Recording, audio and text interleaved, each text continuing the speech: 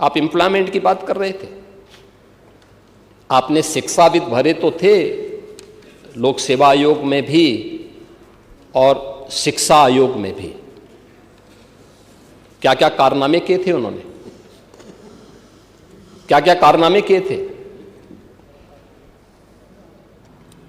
जो high school 3rd division था, intermediate 3rd division था, आयोग का अध्यक्ष हो गया था। जो उसका अयोग्य, जो उसके लिए एलिजिबल नहीं था, उसको आपने आयोग का अध्यक्ष बनाया था और क्या क्या गुल खिला रहा था। यूपी के नौजवानों के साथ खिलवाड़ इस समाजवादी पार्टी से ज्यादा किसने किया है।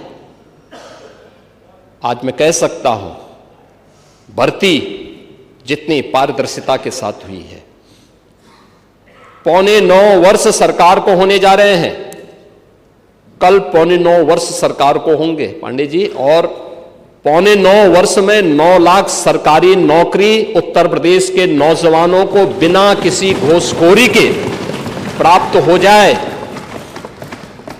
ये पहले कभी नहीं हुआ, कभी नहीं हुआ। अभी आपने देखा होगा, और मैं तो आपसे भी कहूंगा,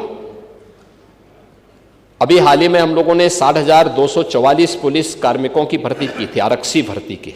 सिद्धार्थनगर जनपद के बहुत सारे नौजवान हुए थे। आपको बुलाना चाहिए था अपनी विधानसभा के नौजवानों को, उनके परिवार के सदस्यों को बुलाते, उनको सम्मान देते, अच्छा रहता।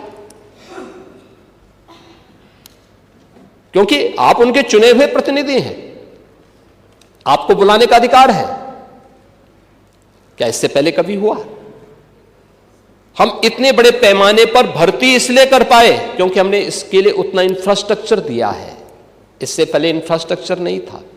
देखिए, यूपी के अंदर 17 के पहले पुलिस ट्रेनिंग के लिए हमारे पास कुल 3,000 की क्षमता थी।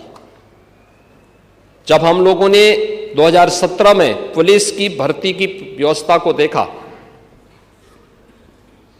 कैसे इनकी ट्रेनिंग होगी, क्योंकि भर्ती नहीं करना, इनकी ट्रेनिंग भी करना है। वर्दीधारी फोर्स के लिए महत्वपूर्ण होता है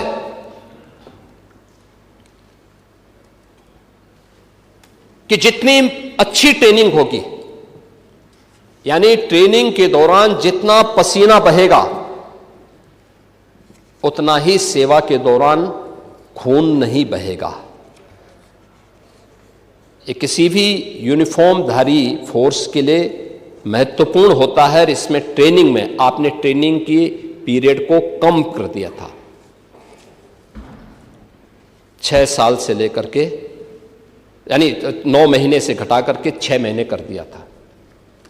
और भर्ती के लिए योग्य नौजवान को प्राथमिकता नहीं देते थे। और शिवपाल जी तो उसके मास्टर हैं, इनकी तो पीएचडी ही इसमें है। पूरी भर्ती की प्रक्रिया को तार तार हर व्यक्ति बेहाल था। आज उत्तर प्रदेश का नौजवान नौकरी प्राप्त कर रहा है। क्या शिक्षा में, क्या उत्तर प्रदेश लोक सेवा आयोग में, क्या अधीनस्थ सेवा चयन आयोग में, क्या पुलिस भर्ती बोर्ड में। और भर्ती की इस प्रक्रिया को ही पारदर्शी बनाने के लिए हम लोगों ने हरेक स्तर पर उस प्रकार के तंत्र को विकसित किया है।